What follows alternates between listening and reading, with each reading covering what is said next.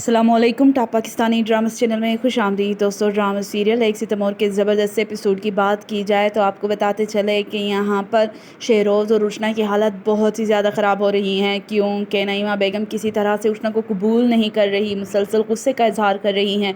दूसरी जानिब सुफियान का पोल खुल चुका है, क्योंकि वो अपनी माँ के ज़ेवरात छुपा रहा होता है और तब उसकी माँ को इल्म हो जाता है। अच्छा, तो मुझे पहले से ही अंदाज़ा था कि ये सब तुम ही कर रहे हो, क्योंकि सुफियान उस बंदे को मुसलसल पैसे दे रहा है कि जिसके ज़रिए उसने शहरोज़ पर हमला करवाया था।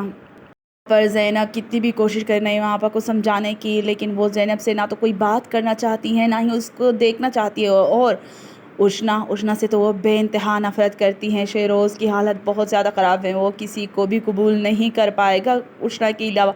ये बात वो अपनी मामा से कह देता है। आपको बताएं कि यहाँ पर जब शेरोज़ उष्णा के कमरे में आता है उससे बात करने के लिए कि उष्णा मैं तुम्हारे बगैर नहीं रह सकता, तुम ही मेरी पहली और आखिरी मोहब्बत हो।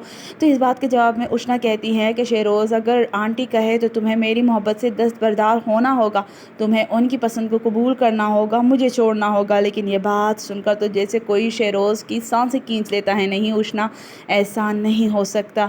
और फिर नईमा की तबीयत ख़राब हो जाती है, शेरोज़ से लेकर हॉस्पिटल आता है तो यहाँ पर भी नईमा की वही ज़िद वही रट होती है कि तुमने उष्णा को छोड़ देना है वरना मैं तुम्हें छोड़ दूँगी। ये सारी बातें जहाँ आपको बुरी लग रही हैं तो वो कहता है कि कुछ तो ख्याल करें नईमा, आपने खुद ही ज़ैनब और उष्णा का इंतखाब किया था और अब आप ही इस बात से मुकर रही हैं, आपको ऐसा नहीं करना चाहिए। लेकिन नईमा बेगम ने कहा ये मेरा बेटा है और मेरी ही बात मानेगा।